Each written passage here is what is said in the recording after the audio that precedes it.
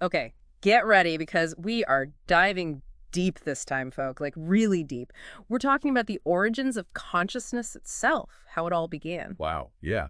Big questions today. We're taking on excerpts from Julian Jaynes' book, The Origin of Consciousness and the Breakdown of the Bicameral Mind. And this book, let me tell you, it's not your average theory, not by a long shot. Something else, that's for sure. Mm. Jaynes, he just puts it right out there, no hesitation. He says, what if what we think of, consciousness, that inner voice, that feeling of self, what if? What if it's a new invention, like new for humans in the grand scheme of things? Hold on. Recent.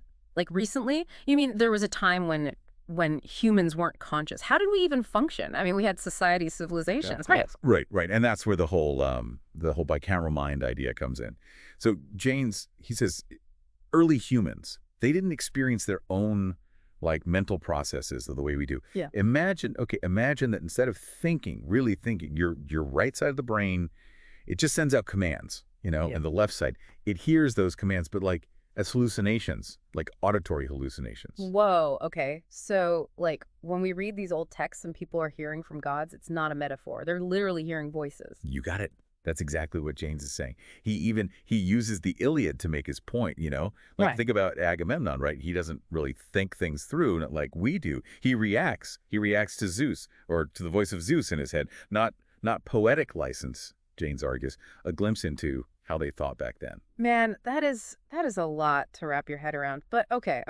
If our ancestors weren't conscious, how'd they do all that stuff? I mean, pyramids don't just appear out of thin air. And Jaynes, he gets to that. He says, look, this bicameral mind, it was different, yeah, but it wasn't broken. He actually says it was very structured. Like think of Çatalhöyük, that really old city. Almost every house there had a shrine room. Like they were built around these auditory commands.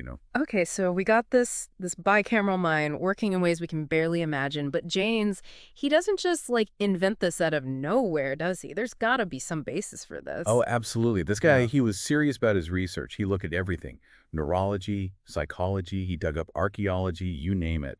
Ancient texts, cultural practices, even like the physical structure of the brain. He was trying to prove his point.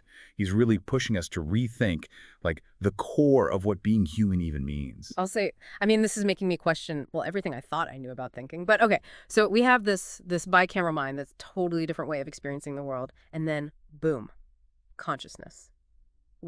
How did that even happen? No, that's where it gets really interesting. Jaynes, he talks about this crazy period. The voices, they start to fade out, you see. And humans, we're left in crisis mode. Can you imagine? No more instructions from the gods. You got to figure the world out on your own. That's got to be terrifying. It's almost like impossible to imagine like someone just flipped a switch and boom, there's human experience as we know it.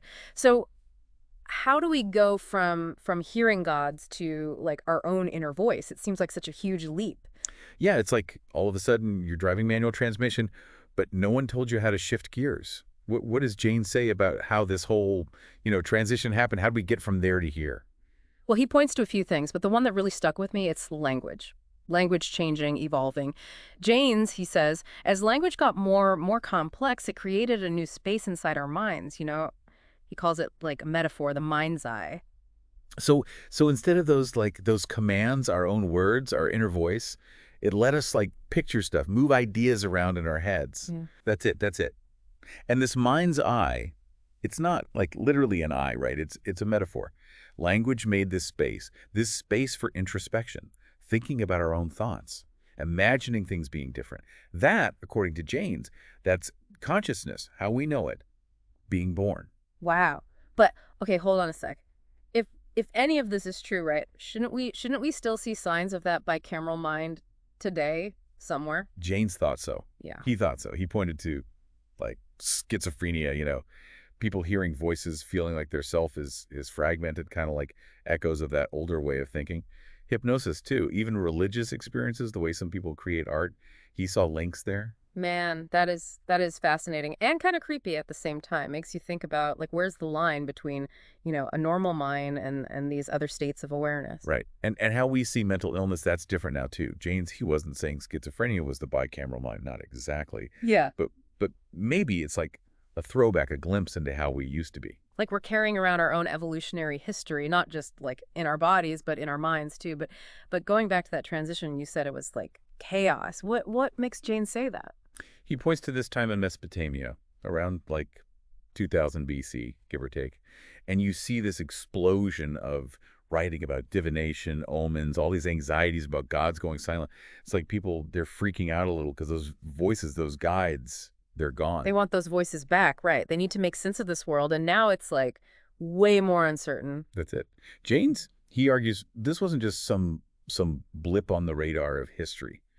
This was it. This was the turning point. This is what set the stage for everything we know about civilization and consciousness. This ability to be self-aware, to look inward, it came with a price, anxiety, this weight of responsibility, realizing that, hey, we're all going to die someday. So it was like a gift and a curse all wrapped up in one. We got consciousness, but we also got like existential dread.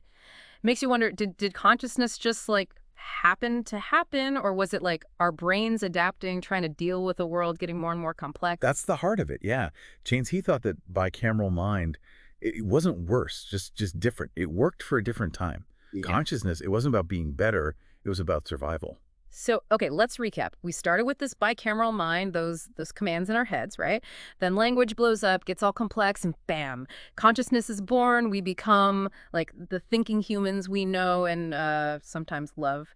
That is one wild ride through how our minds work. But here's the real brain buster. What if, and stay with me here, what if consciousness, it could like happen again, evolve again? Consciousness 2.0, huh? Now that is a thought. Like our brains could just level up again. Yeah. It's a question Jaynes asked, Yeah. What's next? Like, we went from bicameral to this, to consciousness as we know it, but maybe it doesn't stop there. Maybe there's something else waiting, something beyond even how we understand consciousness now. Yeah. He even thought, like, really creative moments, intuition, those altered states, maybe those are little hints, Yeah. So like when we tap into something bigger than our usual thinking, that's like the next step trying to happen. Our minds are still growing, still changing. It's not a done deal. Exactly. Exactly.